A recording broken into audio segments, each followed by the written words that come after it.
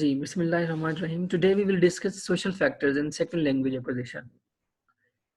Basically, in the type of social factors, we will discuss about the first one, age, and second one, sex and gender, and third one, social class, and fourth one, ethnicity identity or ethnic identity. These are the four major concerns that plays a vital role in the fact of second language acquisition. Or sometimes these are considered as a socio-linguistics aspect of second language acquisition. It might be possible that there will be a question related to social factors or what are the socio-linguistic aspects over or in or at second language acquisition. हम second language acquisition के अंदर social linguistic aspect की बात कर लें या social factor की बात करें. Somehow they both are familiar to one another or correlated to each other. Let's move on. First one, age. Social factors and sociolinguistics. Sociolinguistics is a branch of linguistics. Sociolinguistics is the branch of linguistics which determine the relationship between language development and society. As I recently informed that it doesn't matter either we put a focus over the social factors or a socio-linguistic aspect of second language acquisition. But do remember, हमें जो इसमें से major concerns को देखना है वो हमारे लिए ये है कि हमें ये सोशल फैक्टर्स या सोशियो लिंग्विस्टिक एस्पेक्ट जो है इन दोनों का आपस में लिंक क्या है as a second language learner के तौर पर या ये सेकंड लैंग्वेज लर्निंग के ऊपर या सेकंड लैंग्वेज एक्विजिशन के ऊपर ये किस तरह इम्प्लीमेंट होते हैं. क्योंकि सोशियो लिंग्विस्टिक हम इसलिए इसके साथ रिलेट करते हैं because socio linguistic is a part of society और socio linguistic discuss all the aspect of languages that is being implemented in society. अब सोसाइटी में जितनी भी लैंग्वेज डेवलपमेंट होती है वो सोशियो लिंग्विस्टिक के अंदर हम कंसिडर करते हैं और ये सोशल फैक्टर्स जो होते हैं समहाउ क्या मेजरली ये इम्प्लीमेंट करते हैं आपके इस एस्पेक्ट के ऊपर जिसके ऊपर आप लेके चलते हैं लैंग्वेज एम्बेलिशमेंट के ऊपर या लैंग्वेज कंसर्निंग के ऊपर. अब सोशल फैक्टर्स हैं एंड सोशियो लिंग्विस्टिक्स एस्पेक्ट्स जो हैं कहना क्या चाहता है आपसे कि social factors are also those variables which come from a society. ये वो वेरिएबल्स हैं जो माशरे से हमारे सामने आते हैं because it varies over society to society. It totally dependent on the situation of the society. कुछ सोसाइटीज ऐसी होती हैं जहाँ पर लैंग्वेज बैरियर्स बहुत कम आ सकते हैं लेकिन कुछ ऐसे हैं कि वहाँ पर कि कम की बजाय कि मोर देन हो सकते हैं वह बहुत ज़्यादा हो सकते हैं बक्के की निस्बत. अगर हम अपने अगर हम देहात की बात करूँ तो हमारे देहात में कि मेजरली हम मेवाती ही बोलते हैं वहाँ पर. और अगर हम मेजरली एक लैंग्वेज को लेके चल रहे हैं तो अगर मेवातियों के अंदर रहकर या एक कम्युनिटी के अंदर रहकर जहाँ पर आप कह लें कि बैकवर्ड एरिया बहुत ज़्यादा है या लैंग्वेज एम्बेलिशमेंट के चांसेस बहुत कम हो सकते हैं वहाँ पर आपको ज़रा लैंग्वेज लर्निंग के वक्त जो फैक्टर्स हैं वो ज़्यादा डिस्टर्ब करेंगे बनिस्बत उन सोसाइटियों के जैसे कि आप कह लेंगे डिफेंस हुआ या आप बहरे टाउन की एग्जाम्पल ले लें या आप कोई बहरे नशीमर की एग्जाम्पल ले लें या ऐसी अच्छी सोसाइटीज़ की एग्जाम्पल ले लें where they mostly occupied the rich people or the people that had very much awareness related to their learning or knowledge or even के educations. वो लोग जिनका कभी ताल्लुक रहा था या जिनके पास है भी एजुकेशन से रिलेटेड हैं उनकी सोसाइटीज़ के अंदर देख लें तो उन लोगों को ऐसे सोसाइटीज़ में जो सोशल फैक्टर्स हैं वो बहुत कम ज़्यादा होते हैं. नेक्स्ट हमारे पास देखिए इसके अंदर कहना क्या चाह रहा है जी कि जो 2004 के अंदर जो हमारी मेजर स्टडी हुई जर्मनी के इमिग्रेंट्स के ऊपर तो वहाँ पर एक कंक्लूडिंग रिमार्क्स क्या मिलता है सोसाइटी के अफेक्ट के लिहाज से. कहना क्या चाहता है जी एम वॉयर्स कहता है जी he studied biological age in relation to social psychological factors because he was of the view that these factors determine the quality of contact the learners experienced and hence affect the accent also. कहते जी किसी भी मुआशरे के अंदर ये उस माशरे के अंदर रहने वाले लोगों का जो एक्सेंट है वो उस जुबान के ऊपर असरअंदाज होता है और उनका जो ताल्लुक है बकिया लोगों के साथ वो भी उस लर्निंग के ऊपर असरअंदाज होता है. अगर मेरा एक ताल्लुक एक अच्छी सोसाइटी से है या मेरे जो फ्रेंड्स हैं वो आप कह लें कि एक हाई अचीवर्स हैं तो मेरी जो लैंग्वेज है वो ज़्यादा एम्बेलिश होगी उन लोगों के जिनके फ्रेंड्स हाई अचीवर्स नहीं है, जिनका कंसर्न्स एजुकेशन के साथ बिल्कुल नहीं है। मेरे फ्रेंड्स का कंसर्न्स एजुकेशन के साथ है, तो मेरे पास एजुकेशन की कंसर्न्स के ऊपर अगर वो स्पेसिफाई वो सेकंड लैंग्वेज से बिलोंग करते हैं तो डेफिनेटली मेरी फीचर्स जो होंगी लैंग्वेज लर्निंग की वो ज़्यादा बेहतर होंगी बनिस्बत उन लोगों के जिनका ताल्लुक एजुकेशन से बिल्कुल भी नहीं है। I think you are getting my point.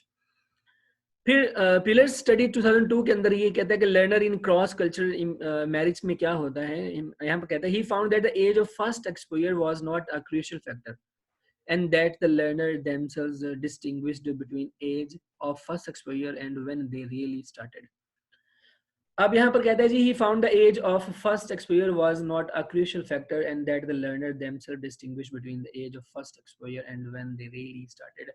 और हालांकि कहता है जी एज बहुत ज़्यादा ये क्रूशल रोल अदा नहीं करती जब तक ये इंसान या वो जो लर्नर है या वो जो पर्सन्स है बजाते खुद ऐसा फील ना कर ले या उस लैंग्वेज को सीखने की कोशिश ना कर ले जो उसे करती है। और वुमेन कल्चर बड़ा डिपेंडेंट होती है, आप किसी भी एज में सीखेंगे तो कल्चर जो है आपका कल्चर बैरियर की बात कर रहे हैं या क्रॉस कल्चर कम्युनिकेशन की बात कर रहे हैं, ये वाकई ही आपको बड़ा सरजद होगा आपकी लर्निंग के इन्वायरमेंट में। और अगर आप लर्निंग का इन्वायरमेंट अच्छा रखते हैं, आपका कल्चर अच्छा है, कल्चर की क्रॉस कल्चरल वेरिएशन जो है वो बहुत कम है, तो फिर लैंग्वेज लर्निंग जो है या सेकंड लैंग्वेज एक्विजिशन है वो आसानी से अडॉप्ट की जा सकती है। फिर चैम्बर्स की जो स्टडी है वो आप 1980 के अंदर they approach as sociolinguistics variable and they study documented variant of मतलब कि ना साउंड जो है इन स्पीच कि ये जो की मतलब क्या अगर आपने फोनेटिक्स एंड फोनोलॉजी पढ़ी है जो हमारे पास साउंड है जिसे हम नून गुन्ना के तौर पर कंसिडर कर रहे होते हैं समटाइम कि ये जो साउंड्स हैं ये भी बड़ा असरअंदाज होती है और हमारा जब स्पीच कर रहे होते हैं तो हमारे बहुत से लोग लैंग्वेज के दरमियान अटक अटक के बात करते हैं और या या एंड ये जो साउंड्स हैं जिसे हम नेजल साउंड्स भी कह सकते हैं समटाइम, ये वो साउंड्स हैं कहता है इनका बहुत ज़्यादा मुलविस हो जाता है और ये वेरिएंट वाक़ई करती हैं उन लोगों के साथ जो सोशियो लिंग्विस्टिक की अप्रोच के साथ अटैच होते हैं। एज का कंसर्न्स क्या है? पहले के मुताबिक हमारे पास क्या मिलती है? कहता है ये द यंगर जनरेशन होती है, मतलब कि यंगर से मुराद है कि जो 10 से लेके 19 साल तक को वो हाइलाइटेड करता है। यूज़ नॉन स्टैंडर्ड वेरिएंट्स मतलब इंग्लिश और मॉर्निंग है और for the reason that younger speakers are more subject to social pressure from their peer groups. और ये जो यंगर होते हैं आप कह लें कि जो 10 से 19 साल के होते हैं इनके पास थोड़ी सी आप कह लें कि इतनी रेस्ट्रिक्शंस बहुत ज़्यादा नहीं होती और ये इतना फोकस भी नहीं कर रहे होते हैं उसके ऊपर और इनके ऊपर प्रेशर बस यही होता है कि उन्हें चीज़ों को लर्न करना है, चीज़ों को सीखना है, जानना है, बेहतर तरीके से जानना है ताकि बेहतर तरीके से जानना है और इसीलिए वो इन चीज़ों के ऊपर फोकस करते हैं और ये जो आप कह लें कि स्टैंडर्ड्स वेरिएंट्स पढ़ते हैं ये इनके ऊपर बहुत ज़्यादा असर नहीं करते क्योंकि इनके अंदर जो रूटीन का इन्वायरमेंट्स पड़ता है वो एजुकेशनल कैरियर से गुजर रहे होते हैं और इसलिए इन्हें ये बहुत ज़्यादा प्रॉब्लम्स क्रिएट नहीं करता। लेकिन जो मिडिल एज स्पीकर्स होते हैं 30 से 60 के दरमियान prefer the standard variants for they're are more self reliant and more influenced by mainstream social आप कह लें कि सोसाइटल वैल्यूज। उन्हें लगता है ये जो हम स्लोगन्स पढ़ते हैं या जो हम ये डेली कन्वर्सेशंस के ट्रांसलेशंस पढ़ते हैं ये जो मैच्योर पर्सन्स होते हैं ये उन पर ज़्यादा निर्भर करते हैं। आप कह लें कि रिटन मटेरियल के ऊपर ये ज़्यादा निर्भर कर रहे होते हैं, सोशल स्ट्रीम की वैल्यूज़ होती हैं उसके ऊपर ज़्यादा निर्भर नहीं करते, ये उन स्टैंडर्ड्स के ऊपर वेरिएंट्स करते हैं जो रिटन मिलते हैं लैंग्वेज के अंदर। इंग्लिश क्या है, इंग्लिश में मॉर्निंग किसे कहते हैं, गुड मॉर्निंग क्या होता है, आफ्टरनून क्या होता है, इन वेरिएंट्स के ऊपर ज़्यादा मतलब कर रहे होते हैं, वो मीनिंग को ज़्यादा फोकस कर रहे होते हैं। लेकिन जो आप कह लें कि 70 प्लस होते हैं demonstrated the use of non-standard forms not to the same extent as younger generation। लेकिन कहते हैं ये भी ध्यान नहीं देते, ये भी लोग आप कह लें कि लापरवाह होते हैं कि स्टैंडर्ड हम वेरी कर रहे हैं चीज़ का, ये नहीं कर रहे। जैसे कि एक बच्चा होता है या स्टार्टिंग का लर्नर होता है या आप कह लें कि जैसे कि हम अनकॉन्शियस प्रोसेस में हम वेरिएंट्स नहीं रखते, हम आप कह लें कि अनकॉन्शियस प्रोसेस में हम चीज़ों के बारे में बहुत ज़्यादा पैनिक नहीं होते और हम सीख रहे होते हैं और आम रूटीन में चल रहा होता है सब कुछ और लाइट लेके कंसिडर कर रहे होते हैं। कहते हैं जो मिडिल लोग पर्सन होते हैं वो ज़्यादा सीरियस होते हैं, जो यंगर और ओल्डर होते हैं वो इन चीज़ों के बारे में बहुत ज़्यादा सीरियस नहीं होती और वो फन के अंदर या जोक के अंदर ही चीज़ों को बेहतर कर लेते हैं। जी, क्या कहता है जी, एकर्स वार्निंग क्या कहता है जी, age groups are not necessarily uniform across और between communication age a different culture and material conditions make different life आप कह लेंगे जी trajectories and the factor of age में interact with other variables like gender and social class. कहता है जी ये भी वेरी करता है, एज जो है ये वेरी करती है, हर सोसाइटी में डिफरेंट एस्पेक्ट्स हो सकते हैं। और मैंने डिफरेंट सिंपल सी बात की है कि मैं एक पर्सनली एग्जांपल देना चाह रहा हूँ, शायद अच्छा लगे आप लोगों को। मेरे जो मुझसे जो बड़ा भाई था वो बिल्कुल आप कह लें कि इलिटरेट था। इलिटरेट से बात कि वो आप 7-8 क्लास में था और उसने स्टडी छोड़ दिया और फिर वो सऊदी सऊदी अरब चला गया और सऊदी अरब तकरीबन वो कोई 7-8 साल रहा। और जब वो जाने लगा तो उससे पहले मुझे अच्छी तरह याद है कि मैंने खुद उसे अरेबिक की ग्रामर ला के उसके हल्के-हल्के जुमले और स्टेटमेंट सिखाई कि ये हमने किसी को बुलाना है तो फिर हमने क्या कहना है, किसी को हमने मिलना है तो क्या कहना है, किसी का हाल पूछना है तो फिर हमने क्या कहना है, काम की बात करनी है तो फिर हमने क्या करना है, गिनती कैसे लिखते हैं, मतलब सिंपल जो आप कह लें कि बेसिक्स होते हैं वो मैंने उसे सिखाने की कोशिश की। और ऑलमोस्ट मैंने उनके साथ तकरीबन कोई 2 और 3 मंथ मैंने अपने वेस्ट किए, लेकिन उन्हें बिल्कुल समझ नहीं आई। वो पिक नहीं कर रहे थे किसी चीज़ को। लेकिन आफ्टर कि जब वो 1 ईयर और 2 इयर्स रिटर्न लीव्स के ऊपर आए तो वो रहने के लिए आप कह लें कुछ अर्सा फैमिली में दोबारा वापस आए, छुट्टियाँ लेकर आए या वैसे जैसे भी आए। तो तब वो एक अच्छे स्पीकर थे अरेबिक के। इवन कि उससे पहले हम पर्सनली उसे ट्राई कर चुके थे कि चल थोड़ी बहुत सीख ले, लेकिन उसे नहीं आई। फिर जब वो सऊदीया से वो कन्वर्ट हो गया दुबई की तरफ और दुबई में वो रह के आया तकरीबन 5 साल। जब वो 5 साल बाद आफ्टर 5 इयर्स वो रिटर्न आया तो एज्ड पर्सन है, मतलब कि उसकी एज तब ऑलमोस्ट 40 थी, आप कह लें कि जब वो वहाँ गया था और 47 की लगभग वो रिटर्न आया वापस। और जब 47 के लगभग है तो उसके पास 4 टू 5 लैंग्वेजेस हैं that he can speak easily, जो वो आसानी से बोल सकता है।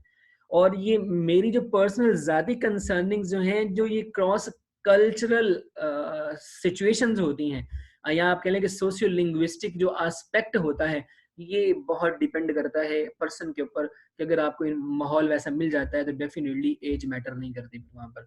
और बिल्कुल जैसे कि एकर्ट्स कहता है कि जी एज मैटर नहीं करती, इसे हम नहीं कह सकते ये बहुत ज़्यादा रोल होता नेसेसरी होता है, नौजवान होना ज़रूरी है या आप कह लें कि यंगर होना ज़रूरी है, ओल्डर होना ज़रूरी है, ऐसा कुछ भी नहीं है। ये डिफरेंट लाइफ की डिफरेंट वेरिएशंस हैं, डिफरेंट आप कहें सोसाइटी की डिफरेंट वेरिएशंस हैं। अगर एक अच्छी सोसाइटी मिल जाती है तो नो वरी, कोई चीज़ें मैटर नहीं करती, लेकिन हमें तो डिस्कस करनी है। तो लिहाजा ये जो यंगर और ओल्डर होंगे, इनके ऊपर आप कह लें कि ये थोड़े से नॉन स्टैंडर्ड होते हैं बंदे। और लेकिन जो आप कह लें मिडिल एज पर्सन होता है वो थोड़ा सा स्टैंडर्ड रहने की कोशिश करता है, चीज़ों को पूरा करने की कोशिश करता है। वो एरर्स को भी देखता है, वो गलतियों को भी देखता है, फ्लुएंसी को भी देखता है, मेन स्ट्रीम्स को भी देखता है, लेकिन ना ही ओल्डर देखते हैं और ना ही यंगर देखते हैं। आपके लिए ये 2 बंदे नहीं देखते, लेकिन मिडल मैन इस चीज़ को फॉलो करता है। फिर एज को कंटिन्यू करते हैं, कहते हैं learner who commence learning of L2 after the onset of puberty और earlier are likely to acquire a native speaker accent. कहते हैं जी वो लोग, वो लर्नर है जो शुरू में अपनी L2 को सीखना शुरू कर देते हैं, वो बिल्कुल ऐसे ही होते हैं जैसे कि नेटिव लर्नर बोल रहे होते हैं। लेकिन who begin after the age of about 15 year are less likely to develop native like proficiency.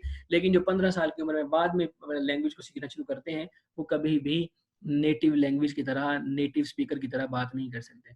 और यहाँ से क्लियरली फर्क वाज़ेह ये होता है कि जो अर्ली एज में जो सोसाइटी के लोग या अर्ली एज के जो लर्नर होते हैं, जब वो सेकंड लैंग्वेज की तरफ रुझान बढ़ाते हैं तो फिर वो एक नेटिव स्पीकर बन सकते हैं, नेटिव लाइक नेटिव आप कह लें कि बात कर सकते हैं। लेकिन जो 15 ईयर्स के बाद ऐसे काम शुरू करता है वो ऐसे काम नहीं कर सकता, बिल्कुल भी वो नेटिव की तरह नहीं बोल सकता। फिर क्या कहते हैं जी, Preston suggested that it is for the reason that children are may be more prepared और flexible to share external norms because they are non subject to social peer pressure. और इसके कहने का मतलब ये भी है कि ये जो अर्ली एज के बच्चे होते हैं या अर्ली एज के जो आप कह लें कि लर्नर होते हैं, इनकी कोई फिक्सिडिटी नहीं होती। इन्हें कोई गर्ज नहीं होता कि मैं इस कल्चर में हूँ और इसी कल्चर में रहूंगा और इस कल्चर के नॉर्म्स को मैं अप्लाई नहीं करूंगा, क्योंकि उसके पास सोशल अवेयरनेस नहीं होती, उसके ऊपर कोई सोशल प्रेशर नहीं होता, उसके ऊपर कोई कंट्री का प्रेशर नहीं होता, उसके ऊपर कोई आप कह लें कि फैमिली का प्रेशर नहीं होता कि तुम मैं मुहब्बुल वतन ही बनूंगा, मैं अपनी मादरी मिल्लत की जुबान को ही लेके चलूंगा, मैं अपने मुल्क के लिए ही काम करूंगा। क्योंकि वो इन चीज़ों से पाक होता है, मतलब कि he is free from all such social barriers और social pressure, so he can easily learn और adopt a second language acquisition और सेकंड लैंग्वेज लर्निंग। अब क्रिटिसिज्म क्या कह सकते हैं जी, Preston study like many others does not explain why adolescent learners have been shown to progress more rapidly than younger learners initially. अब यहाँ पर ये भी है कि जो आप कह लें कि अडल्ट पर्सन होते हैं या अडल्ट लर्नर जो होते हैं, उनकी जो लर्निंग है वो ज़रा तेज़ी से स्टार्ट हो जाती है, वो जल्दी से चीज़ों को पिक कर लेते हैं बनिस्बत उन बच्चों के जो अभी यंग होते हैं। लेकिन ये भी बात वाज़ह है कि जो यंग होते हैं वो प्रोफिशिएंसी जो हासिल करते हैं वो लाइक ए नेटिव करते हैं, लेकिन जो अडल्ट होते हैं उनकी प्रोफिशिएंसी इस साइड पर नहीं आ सकती, कभी नहीं आ सकती। लिहाजा सेकंड इसका जो बैरियर, मोस्ट प्रोमिनेंट बैरियर है वो सेक्स एंड जेंडर है। अगर आप देखें तो मैं आपको अगर कहते तो मैं आपको आर्टिकल सेंड कर दूंगा। मास्टर में जब मैंने अपना मास्टर किया तो एमए इंग्लिश में नमल यूनिवर्सिटी से था, तो मैंने एक एनालिसिस आप कह लें कि एक रिसर्च पेपर लिखा था, the utilisation of listening strategies among non native English speaker at university level, ये टाइटल था उस रिसर्च पेपर का। उस रिसर्च पेपर के मुताबिक, क्योंकि मेरी जाती ये फाइंडिंग थी, उसमें जो सेक्स मतलब के और जेंडर्स की जब हम बात करते हैं तो बिलीव मी कि ये जो गर्ल्स हैं, ये जो वुमेन्स हैं, they are more capable than men to acquire any other languages.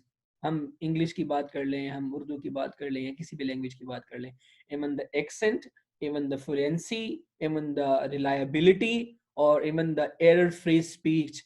और ये मेरे पर्सनल कुछ इंटरव्यूज भी हुए, कुछ मैंने टेस्ट भी लिए, जैसे हम टी टेस्ट के नाम से कंडक्ट करते हैं रिसर्च में, और इन सब का जो रिजल्ट था मेरे ख्याल कोई 15% ज़्यादा रिजल्ट थे वुमेन की तरफ के, वो ज़्यादा अच्छी स्पीकर होती हैं, उनकी लैंग्वेज ज़्यादा बेहतर होती है, वो अच्छी लर्नर होती हैं, वो काम ठीक तरीके से करती हैं, प्रॉपर तरीके से करती हैं।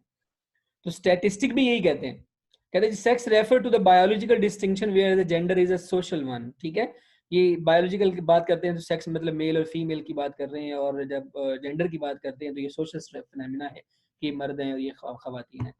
Social linguistic prefer to term gender, ठीक है, सोशल लिंग्विस्टिक जेंडर की बात करती है in learning L2 because it is more relevant and put more emphasis on the social construction of male and female. Sex is a static bipolar opposite term in relation to language learning, whereas gender is a complex system of social relation and discursive practices. कहते हैं जी sex की जब हम बात करते हैं तो फिर यहाँ पर हम सोसाइटी की बात नहीं कर सकते, ठीक है, और सेक्स जो जेंडर की जब हम बात करते हैं तो जेंडर मेल और फीमेल की बात करते हैं, और ये कम्प्लेक्स सिस्टम का हिस्सा है, और वो सोशल रिलेशनशिप है, सोशल कल्चर है, और सोशल इंट्रैक्शंस हैं जो हम किसी के साथ भी कर सकते हैं। इन दोनों में ये डिफरेंस भी बताता है और इन दोनों का काम भी बताता है। लेकिन बात याद रखें, for past few years many studies have shown that gender and sexuality impact language learning process in a variety of local contexts both inside and outside the classroom in term of position, accessing the linguistic resources, the learner investment। ये very होती है, sex के ऊपर भी बड़ा implement होता है, gender के ऊपर भी बड़ा इम्प्लीमेंट होता है, कुछ डल होते हैं, कुछ शार्प होते हैं, कुछ क्विक होते हैं, ये कैपेबिलिटीज होती हैं लर्नर की जो आसानी से अडॉप्ट की जा सकती हैं। फिर ये वही बात है, मजीद उसके ऊपर कंटिन्यू किया जा रहा है, डिफरेंट व्यूज इसके अंदर मिल रहे हैं, और इसे हम देखते हैं। ये 3 डिफरेंट व्यूज हैं, एक हमने इसमें से डिस्कस कर लिया है, बाकी सेम वही बातें हैं, लेकिन आप लोग इसे एक बार गो थ्रू कर लीजिएगा। फिर नेक्स्ट हमारे पास आता है सोशल क्लास। लैंग्वेज लर्न करने के लिए स्टेटस का होना भी बहुत ज़रूरी है, और इस स्टेटस बड़ा वेरी करता है। जैसे कि पहले हम बात कर रहे थे कि जो लैंग्वेज लर्निंग हमारे पास आ रही होती है, लैंग्वेज लर्निंग की एक्विजिशन की जब हम बात कर रहे होते हैं, अगर ये कोई अच्छी सोसाइटी से है तो वो लैंग्वेज सेकंड लैंग्वेज लर्निंग के बहुत से एस्पेक्ट तो वैसे ही घर से सीख लेता है, क्योंकि लैंग्वेज एजुकेशन जो है उसके घर से चल रही होती है। An individual social class is typically determined by means of composite measure that take account of income level and education and occupation। अगर एक बंदे की जो आप कह लें ऑक्यूपेशन जो है, उसका प्रोफेशन है, वो बेचारा मजदूर है, तो वो क्या सेकंड लैंग्वेज सीखेगा। और अगर एक बंदा जो है किसी अच्छे हाई फाई ऑफिस में बैठा हुआ है, तो डेफिनेटली वहाँ पर सब लोग एजुकेटेड बैठे होंगे, डेफिनेटली वहाँ पर इन्वायरमेंट जो होगा वो ऐसा होगा, वहाँ पर लैंग्वेज की एक तहजीब रखी जा रही होगी, एक इन्वायरमेंट दिया जा रहा होगा, वहाँ पर कुछ बाउंड्रीज होंगी, कुछ रेस्ट्रिक्शंस होंगी that will make him to learn language, और जो उसे बना देगी लैंग्वेज सीखने के लिए। और इसी तरह इनकम बड़ा मैटर करती है। जिस बंदे की रोटी पूरी नहीं होती वो क्या सीखेगा, क्या पैसा खर्च करेगा किसी अपनी लैंग्वेज लर्निंग के ऊपर, उसका लेवल क्या है, एजुकेशन क्या है, स्टैंडर्ड क्या है, ये सारी चीज़ें बड़ी मैटर करती हैं। मतलब लोअर क्लास है, वर्किंग क्लास है, अपर क्लास है और अपर मिडिल क्लास है, ये चीज़ें हैं। ये आप कह लें कि इन सब के अंदर डिफरेंट लेवल हैं लैंग्वेज लर्निंग के। लोअर क्लास वाला वर्किंग क्लास को टच नहीं कर सकता और वर्किंग क्लास वाला अपर क्लास को टच नहीं कर सकता और अपर क्लास वाला अपर मिडिल क्लास को टच नहीं कर सकता। और अमूमन हम मिडिल क्लास कंसिडर किए जा रहे होते हैं वो लोग जो हायर एजुकेशन की तरफ मूव करते हैं। फिर सोशल क्लास में क्या कहता है जी, क्या हम मरना क्या है, आप कह लें कि हाइपर करेक्शन जो होती है occurs when an extension of one feature is done to all other like h to words such as r. It occurs when lower middle class speakers seek to incorporate a prestige feature into their careful speech by overgeneralizing the rules and norms of social second language.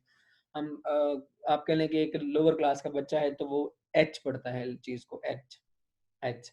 और एक आप कह लें कि social stamina ठीक है, उसकी language ठीक है, अपर क्लास से ताल्लुक़ रखता है, तो डेफिनेटली उसे टीचर्स को बताने की ज़रूरत नहीं होगी कि बेटे ये एच नहीं ये एच होता है। वो ऑलरेडी इस चीज़ से वो वाबस्ता होता है, उसे लेस इन्फॉर्मेशन की ज़रूरत होती है। आप अपनी ही यूनिवर्सिटी से देख लें, जो बच्चे अपर क्लास से बिलोंग करते हैं, अपर क्लास और अपर सोसाइटी से, दोनों चीज़ों का होना बहुत ज़रूरी है। अपर क्लास जस्ट रिच पैसे के लिहाज से नहीं, हम सोसाइटी के लिहाज से रिच कह रहे हैं। और बिग बिग भी रिच होते हैं लेकिन वो जाहिल तरीन होते हैं। आप कह लेंगे जंगली किस्म के लोग होते हैं, लैंडलॉर्ड जितने भी जागीरदार लोग हैं, इंतहा के पैसा होता है लेकिन उनके पास बिल्कुल अकल, तहज़ीब, लैंग्वेज नाम की कोई चीज़ नहीं होती। लेकिन जो अपर सोसाइटी में, अपर क्लास में, अपर स्टैंडर्ड में रह रहा होता है, उनकी लैंग्वेज नेचुरली बेहतर होती है। आप अपनी क्लास के अंदर ऑब्जर्व करें, कितने स्टूडेंट्स ऐसे हैं कि जिनकी लैंग्वेज के बारे में हम खुद फील कर रहे होते हैं कि वो लफ्ज़ बहुत अच्छे प्रोनाउंस कर रहे होते हैं। और अमूमन वो बच्चे अपर क्लास के पाए जा रहे होते हैं और अमूमन बच्चे सोशल स्टेटस उनका ठीक होता है। अमूमन बच्चे, उनकी फैमिली बैकग्राउंड ठीक होती हैं। रीज़न्स क्या होती हैं, वो अच्छे स्कूलों से निकल के आ रहे होते हैं, अच्छी इन्वायरमेंट से निकल के आ रहे होते हैं। फिर this kind of over generalization में give rise to negative transformation which does not help in bringing any kind of change. और ऐसा भी हो सकता है कि यहाँ पर कोई नेगेटिविटी पैदा हो सकती है सोशल स्टेटस की वजह से, ठीक है। लेकिन हमें यहाँ पर नेगेटिविटी ट्रांसफर नहीं करनी। ये फोशलाइजेशन एक कॉन्सेप्ट है लिंग्विस्टिक का, इसे अलग से आपने इसके पढ़ के आना है डिफरेंट, इसे सेपरेट इसके ऊपर आपने बात करके लानी है। फोशलाइजेशन है क्या हकीकत में? This kind of negative transfer is very similar to fossilization, which occurs after persistent use of non-standard forms in interlanguage. जो हम चीज़ें बार बार इस्तेमाल करते हैं, गलत इस्तेमाल करते हैं, चीज़ों का गलत इस्तेमाल जिसे हम गलतुल-आम बना देते हैं, ये भी बड़ा मैटर करता है। हम बोल ही इतना गलत देते हैं कि गलत लोग चीज़ ही लोगों को लगता है ये नहीं ये सही है, और अगर कोई बंदा उनके सामने सही बोल दे तो कहते नहीं है। जैसे कि हम कहते हैं जी नुक्स निकालना, हम अक्सर जुमला बोल रहे होते हैं तुम बड़े नुक्स निकालते हो, हालांकि लफ्ज़ जो है नुक्स नहीं होता, वो नक्स होता है, नक्स निकालना। और हम नुक्स की बात कर रहे होते हैं। और बहुत से ऐसे वर्ड्स हैं जो हमारी लैंग्वेज में, हमारे कल्चर में गलतुल आम हैं, वो इतने गलत इस्तेमाल हो रहे हैं कि वो ऐसा लगता है कि सही यही लफ्ज़ है। फिर relationship between social class and L2 achievement, इन दोनों का आपस में ताल्लुक क्या है जी? कहता है जी कि बर्स्टल कहता है जी कि children from middle class homes regularly outperformed those from lower and the working class home in learning French. कहता है जी वो बच्चे जो मिडिल क्लास के हैं वो ज़्यादा बेहतर परफॉर्म करते हैं उन लोगों की जो लोअर क्लास के होते हैं। और अभी थोड़ी देर पहले मैंने कहा था जो लोअर क्लास है वो अब मिडिल को टच नहीं कर सकती, जो मिडिल है वो अपर को टच नहीं कर सकती। इसमें ये स्टेमिना है। एक मजदूर का बच्चा लैंग्वेज कहाँ सीखेगा? एक आपके लिए क्लर्क का बच्चा है तो वो लैंग्वेज उतनी अच्छी नहीं बोल सकता जितना कि एक मिल ऑनर का बच्चा जो है लैंग्वेज अच्छी बोल रहा होगा। एक आप कह लें कि एक बिजनेसमैन जो है, आप कह लें कि जो ऑनर है किसी फॉर्म का, उसका बेटा जो जो एलजीएस में पढ़ रहा है या बीकन हाउस में पढ़ रहा है या इसके अलावा एचएसएन में पढ़ रहा है। अब ये भी स्टैंडर्ड है हमारे पास, यहाँ पर भी 3 स्टैंडर्ड है, लोअर है, मिडिल है, फिर अपर है। फिर जब अपर की बात आती है तो अपर में लोअर अपर है, फिर मिडिल अपर है, फिर हायर अपर है, फिर हायर अपर के बाद एलीट क्लास आती है। और एलीट क्लास अगर एचएसएन में बच्चा जा रहा है या आप कह लें कि चांद बाग में बच्चा जा रहा है तो ये एलीट क्लास के या अपर एलीट क्लास के बच्चे जा रहे होते हैं, जिनकी मतलब कि 2 लाख 3 लाख पर मंथ पे फीस जा रही होती है। और ऐसे बच्चों के इन्वायरमेंट जो है, सेटिंग जो है, वो बंदा खुद देख के परेशान हो जाता है। बिलीव मी, तो मैंने चांद बाग स्कूल में ज्वाइन करने के लिए गया था, तो ये बिफोर 10 आई थिंक 9 इयर्स, जब मेरा मास्टर कंप्लीट हुआ ही था अभी, तब की बात है, 10-11 की बात है शायद। तो तभी मेरा रिसेंट कंप्लीट हुआ ही था। तो मरीद के चांद बाग स्कूल है, तो उनकी मेरे ख्याल उस वक्त 1,25,000 रुपये फीस थी 1 मंथ की। तो वहाँ पर उनके जो मैनर्स बच्चों को सिखाए जा रहे थे, बिलीव मी कि मैं खुद देख के हैरान था कि how they are making the and they are producing the snobbish culture. वो लोगों को, बच्चों को आप कह लें कि जुबान तो सिखा रहे थे, लेकिन उसके साथ साथ वो उसके दिमागों में स्टेटस डाल रहे थे कि जो लोअर लोग हैं वो एक घटिया तरीन किस्म की चीज़ होती है। और उनके दिमाग में ऐसा स्नोबिश कल्चर क्रिएट किया जा रहा था कि आपने बात कैसे करनी है, स्टैंडर्ड कैसे मेंटेन करना है, लैंग्वेज कैसे मेंटेन करनी है, अपनी फिजिक को कैसे मेंटेन करना है, कि ये चीज़ें उन्हें सिखाई जा रही थी, प्रोलॉन्ग करके सिखाई जा रही थी। तो डेफिनेटली ये चीज़ें बहुत मैटर करती हैं। फिर क्या कहते हैं कि working class children tended to drop French after their second year in secondary school while middle class children were likely to continue. अब कहता है जी कि जो वर्किंग क्लास के बच्चे हैं, मैंने कहा था जो लोअर है वो वर्किंग के पास नहीं जा सकता, जो वर्किंग है वो मिडिल के पास नहीं जा सकता। कहता वर्किंग बच्चों ने पढ़ना ही छोड़ दिया जब वो दूसरे साल में पहुंचे, जबकि मिडिल क्लास के बच्चे उसे कंटिन्यू रखते रहे। जिस बच्चे को हल्का फुल्का अवेयरनेस मिलती रहेगी वो डेफिनेटली वो आगे बढ़ता रहेगा, जिसे अवेयरनेस नहीं मिलेगी वो आगे नहीं बढ़ सकता, कभी नहीं बढ़ सकता। फिर ये अगेन वही एग्जांपल्स हैं, और इन एग्जांपल्स को कोट करता है डिफरेंट फिनोमेना के साथ। फिर लास्ट वन हमारे पास है एथनिक आइडेंटिटी। ये एक बड़ी मजे की बात है कि हम चिट्टे गोरे काले नीले पीले जैसे भी हों, लेकिन जब हम एथिक्स की बात करते हैं, जब हम रिलीजन की बात करते हैं, वी कंसिडर्ड वन होल, तो हम एक ही होते हैं। हमारा कोई कल्चर नहीं होता, हमारी कोई वैल्यूज नहीं होती, हमारे कोई ट्रेडिशन नहीं होते। अपर क्लीज के ट्रेडिशन और हैं, लोअर के और हैं, आप कह लें कि मिडिल के और हैं, लेकिन जब हम एथनिसिटी की बात करते हैं तब सबके कल्चर एक ही, तब सभी एक जैसे हैं। जब हम रिलीजन की बात करते हैं तब सभी एक जैसे हैं। जब एथिक और आइडेंटिटी की बात करते हैं तो तब यहाँ पर चीजें कुछ डिफरेंट नजर आती हैं। जैसे अपर क्लास, लोअर क्लास और मिडिल क्लास है, ये सब खत्म हो जाता है, इम्तियाज सब खत्म हो जाता है जब हम एथनिसिटी की बात करते हैं या एथनिक आइडेंटिटी की बात करते हैं। Ethnic identity is defined as a scene of belonging based on one's ancestry, cultural heritage, values, tradition, ritual, and often language and religion. ठीक है, ये एक बिलोंगिंग बन जाती है, एक ताल्लुक बन जाता है हर लिहाज से, वरासत के लिहाज से, कल्चर के लिहाज से, लैंग्वेज के लिहाज से, या आपके रस्म रिवाजात के लिहाज से, आपकी सोसाइटी के लिहाज से, हर तरह से ये चीज़ें चढ़े होते हैं। और जैसा कि आप अगर आप इस्लामिक रेफरेंस को देखें तो बहुत से रेफरेंस हमारे पास ऐसे मिलते हैं जिसमें साफ साफ लिखा है कि नो प्रायोरिटी, किसी को कोई प्रायोरिटी नहीं है, कोई प्रायोरिटी नहीं है सिवाय तकवा के, और तकवा ही है सब कुछ है, तकवा ही सब कुछ है।